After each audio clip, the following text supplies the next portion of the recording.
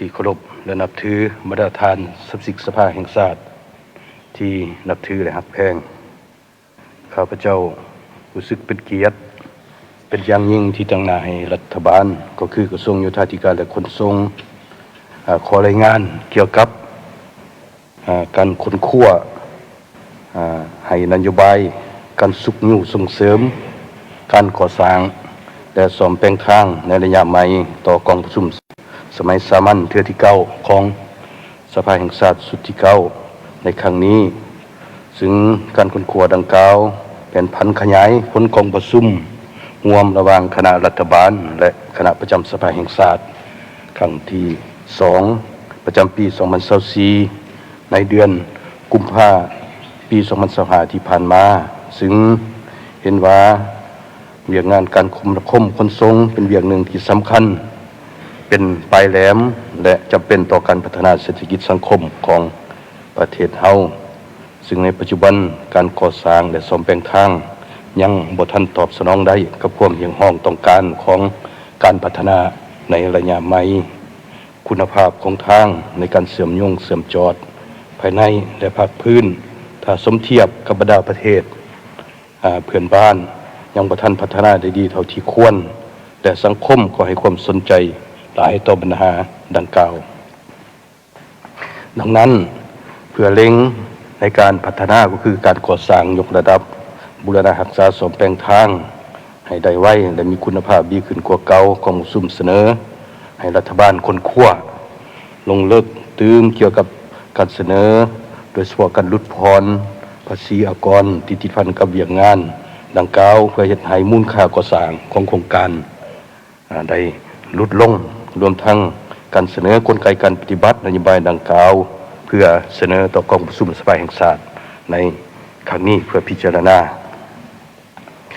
ปฏิบัติตามผลกองประชุมดังกล่าวรัฐบาลจึงได้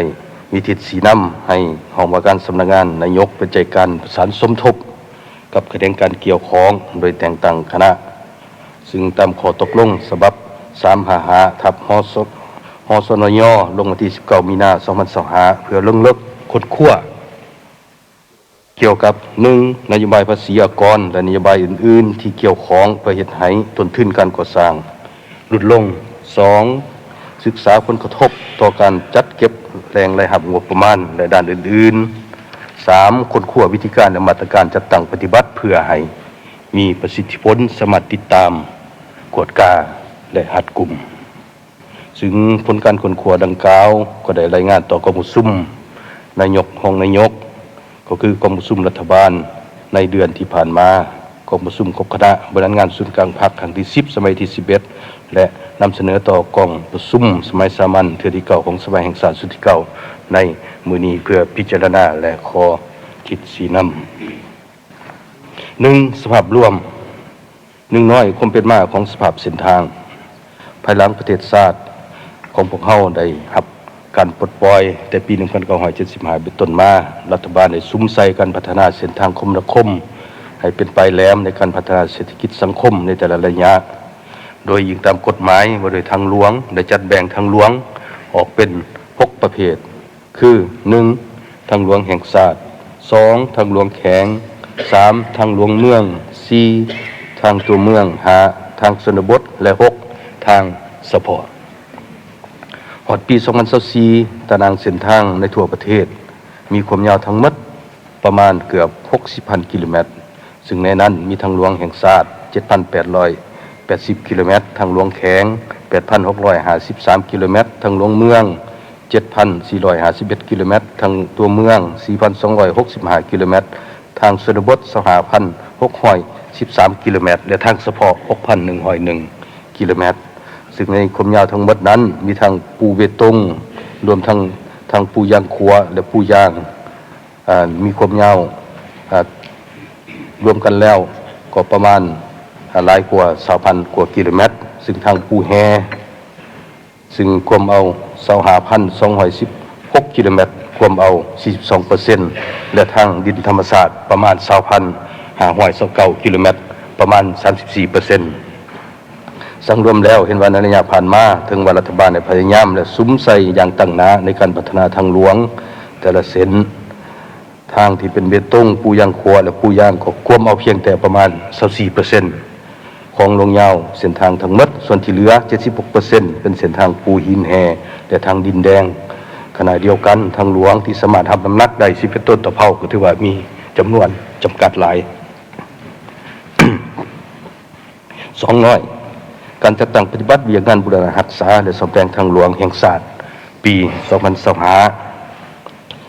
ซึ่งในนี้ก็ได้มีการสำรวจเก็บกำข้อมูลสภาพการเปรเพตัวจริงของเส้นทางเพื่อป้อนเข้าระบบคุ้มครองทรัพย์สินของทางหลวงหรือว่าเอิ้นว่าระบบ RMS เพื่อวิจัยจัดเรียงบรมสิทธิ์สร้างเป็นแผนงานและแผนงบประมาณซึ่งควมเอาความยาวเส้นทางหลายกว่า 6,000 กว่ากิโลเมตรซึ่งรวมมีประมาณ131ต้นทางซึ่งมีความต้องการงบประมาณในบูรณะรักษาเส้นทางทั้งหมดถือว่าให้อยู่ในสภาพที่ว่าดีหรือว่าพอใช้ได้ซึ่งตกเป็นมูลค่าประมาณ 2,173 ตื้อกีบซึ่งย้อนว่างบประมาณกองทุนทางมีจำกัดจึงจัดบริษัทขึ้นใหม่ตามงบประมาณที่ได้จัดสรรให้ประมาณ 800 ตื้อกีบซึ่งในตัวจริงงบประมาณกองทุนทางที่ได้อนุมัติในปี 2025 มีเพียงแต่ 800 ตื้อกีบแต่การนำใช้มันอิงตามมาตราหาของลำดับโดยกองทุนทางสำหรับเลขที่ 130 ลบ โดยมีหาห่วงรายจ่าย ดังนี้ 1. ห่วงบูรณะรักษาและซ่อมแซมทางหลวงได้งบประมาณ720 ตื้อกีบในนั้นใส่เข้าในเวียกงานซ่อมแซมทางหลวงแห่งชาติ 80% ตกเป็นจำนวน576 ตื้อกีบและทางหลวงท้องถิ่น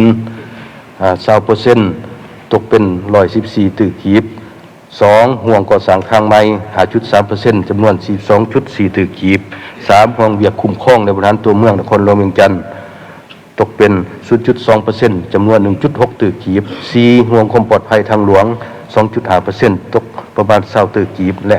ห่วงบริหารกองทุนทาง 2% ตกเป็นประมาณ 16 ตื้อกีบนอกนั้นยังสมทบกับคู่ร่วมพัฒนาในการยกระดับและบูรณะรักษาทางหลวงในแต่ละโครงการ 3. น้อยแผนพัฒนาตารางทางหลวงแห่งชาติที่เป็นทางหลวงอาเซียนปี 2016-2030 สำหรับระยะปี 2016-2030 นี้โดยอิงตามแผนพัฒนาของแขนงโยธาธิการและขนส่งพวกเขาจะซุ้มใส่ในการบูรณะรักษาและซ่อมแซมและปรับปรุงยกระดับบรรดาทางหลวงแห่งชาติเพิ่มเติมประมาณ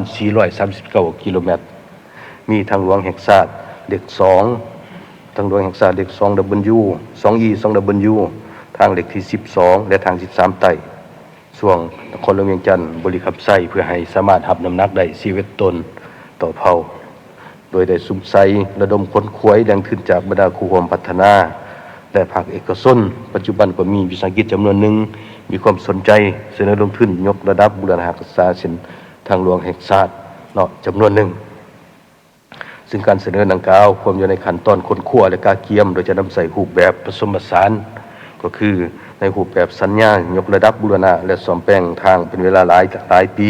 พร้อมทางภาครัฐเป็นผู้เก็บเงินเพื่อชำระให้ผู้รับเหมาโดยกำหนดการเก็บเงินจากประเภทพาหนะที่กำหนดไว้ 2. ผลการค้นคว้าน้อยการค้นคว้าทางด้านวิชาการกระทรวงโยธาธิการและขนส่งได้สมทบกับหอว่าการสำนักงานนายกรัฐมนตรีกระทรวงการเงินกระทรวงอุตสาหกรรมการค้าและส่วนเกี่ยวข้องได้ค้นคว้าเป็นหลายกรณีแต่ทางเลือก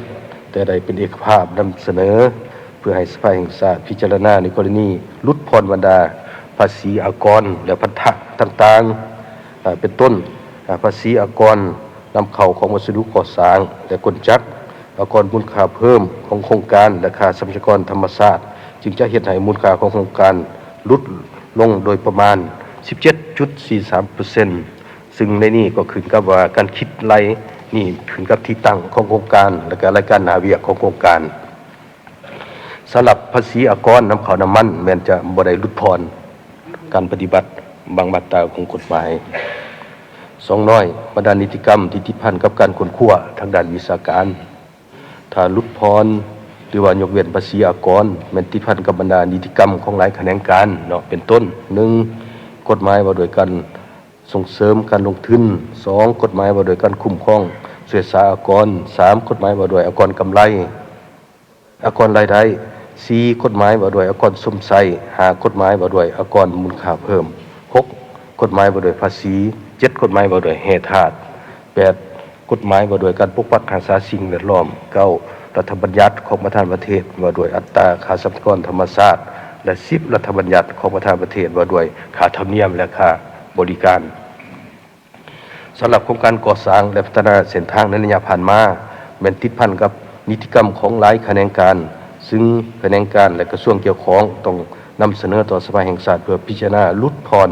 หรือว่ายกเว้นการปฏิบัติบางมาตราของกฎหมายที่เกี่ยวข้องในการให้นโยบายเพื่อการลดผ่อนหรือยกเว้น3น้อยผลได้รับและผลย่อท่อ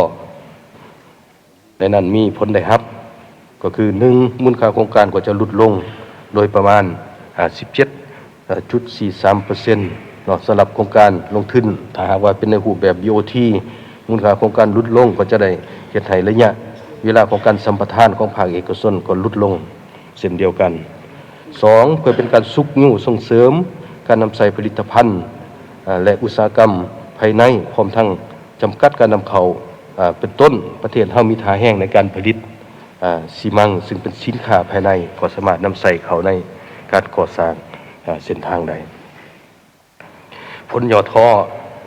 1รัฐบาลจะเสียรายรับจากการเก็บภาษีอากรเนาะตามกฎหมายเนาะจากโครงการก่อสร้างและซ่อมแปลงทางประมาณ 17.43%เนาะ2อาจจะเกิดช่องว่างหรือเกิดปรากฏการณ์ย่อท่ออื่นๆในเวลาจัดตั้งปฏิบัติบรรดานโยบายดังกล่าว3มาตรการจัดตั้งปฏิบัติ1ภายหลังได้รับพิจารณารับห้องจากสภาแห่งชาติแล้วรัฐบาลจะได้กำหนดกลไกและวิธีการจัดตั้งปฏิบัติในการเฮ็ดทดลองดังกล่าวถือว่าจะปฏิบัติในระยะ2-3 ปีต้องได้มีการประเมินคืนเพื่อเป็นพื้นฐานในการปรับปรุงและสร้างบรรดานิติกรรมที่เกี่ยวข้อง2การปฏิบัติโครงการมันจะเฮ็ดเป็นรูปแบบผสมผสานก็คือรูปแบบในสัญญาฟื้นฟูหรือยกระดับบูรณะและซ่อมแปลงทางเป็นเวลาหลายปีและก็รวมถึงการเก็บค่าผ่านทางตามเส้นทางดังกล่าวโดยแม่นภาครัฐเป็นผู้เก็บค่าผ่านทางดังกล่าวเข้ากองทุนทางเพื่อนำใช้เขาในการบูรณะรักษาซ่อมแปลงและต่ออายุเส้นทางนั้น3การจัดเรียงเบรมสิทธิ์ของโครงการที่จะได้รับนโยบายสุกยู่ส่งเสริมในเรื่องเอาโครงการที่เป็นเป้าหมายให้ทดลองโดยเฉพาะแม่นทางหลวงแห่งชาติที่มีการเปเพนักมีการขนส่งโดยสารสินค้าจำนวนหลายเพื่อดำเนินการฟื้นฟูยกระดับบูรณะรักษาและซ่อมแปลงเป็นต้นทางหลวงแห่งชาติเลขที่13เหนือทางเลข9ทางเลข8ทางที่22ทางเลข3ทางเลข7เลข4เลข6 15 16 18เป็นต้น4โครงการลงทุนในรูปแบบ BOT ที่จะได้รับนโยบายสุกยู่ส่งเสริมเพื่อลดพอร์ตการปฏิบัติบางมาตราของกฎหมายแม่นเสนอพิจารณาเป็นแต่ละกรณีเฉพาะของแต่ละโครงการไปดำเนินการสำรวจออกแบบเก็บกำข้อมูลประเมินมูลค่าและดำเนินการจัดซื้อจัดจ้างบริษัทผู้ที่รับเหมาก่อสร้างที่มีเงื่อนไขและที่ปรึกษาเข้ามาจัดตั้งปฏิบัติโครงการ6ดำเนินการจัดตั้งปฏิบัติโครงการและเฮ็ดการกวดกาประเมินผลสรุปตีราคาด้านดีด้านอ่อนถ้าได้รับผลดีแล้วจึงสืบต่อขยายไปในโครงการอื่นๆในต่อหน้า7สุกยู่ภาคส่วนธุรกิจเข้าร่วมในการพัฒนาทางหลวงทั้งเป็นการสร้างความเข้มแข็งภายในก็คือการปฏิบัติมติว่าด้วยการสร้างเศรษฐกิจเอกราชเป็นเจ้าตนเองในระยะใหม่ก็คือมติ04แพทย์แขนงการที่เกี่ยวข้องถือว่าต้องปฏิบัติตามพระราชบทบาทของตนอย่างเข้มงวด4ภาคเสนอ1เสนอนโยบายการลดผ่อนหรือว่ายกเว้นปฏิบัติบางมาตราของกฎหมายที่เกี่ยวข้องเพื่อให้ได้นโยบายยกเว้นหรือว่าผ่อนผันดังกล่าว2เสนอให้สภาแห่งชาติพิจารณาให้มีการเฮ็ดทดลองโครงการเป้าหมายฟื้นฟูเส้นทางหลวงแห่งชาติเป็นต้นทางเลขที่13เหนือแขวงเวียงจันทน์หาหลวงพระบางทางเลข4หลวงพระบางสัญญบุรีหรือว่าทางเลข8แขวงบุรีคำไส้ทางเลข9แขวงสวรรณเขตและทางเลขที่12ก็คือเริ่มแต่3แยก13เหนือเมืองกะสีแขวงเวียงจันทน์หา3แยกบ้านปุงดองเมืองนานแขวงหลวงพระบางหรือว่าภูเขาหลักเนาะนอกนี้ขอเสนอเพิ่มเติมว่าในการ ประเมินโครงการซ่อมแปลงทางหลวงนี้คือว่าจะเสนอยกเว้นบ่ให้มีการประเมินเนาะเพราะจะเสียเวลาในการประเมินซึ่งกินเอาเวลาเกือบ 3-4 เดือนพร้อมนี้ผมเป็นเสนอทำห้องงบประมาณกองทุนทางถือว่าให้ทำห้องก่อนฤดูการซ่อมแปลงทางก็คือในระยะเดือน9หรือเดือน10เนาะถ้าเฮาไปทำห้องเอาเดือน12เพื่อจะมาประเมินถือว่าแม่นเฮาจะซ่อมแปลงทางยามฝนอันนี้แม่นหมดเฮาก็ได้ยกปัญหานี้ขึ้นกันมาโดนนานแล้วเพราะฉะนั้นได้อยากเสนอทำห้องเอาสมงบประมาณกองทุนทางนี่เอาเป็นเดือน9หรือเดือน10แม่นให้ทำห้องเจ้าซึ่งทั้งหมดนี้เป็นการรายงานของข้าพเจ้าเนาะได้สิ้นสุดเสนอท่านประธานกองประชุมก็คือคณะประธานบรรดาสมาชิกสภาแห่งชาติเนาะได้พิจารณาตามบทรายงานโดยขอขอบใจ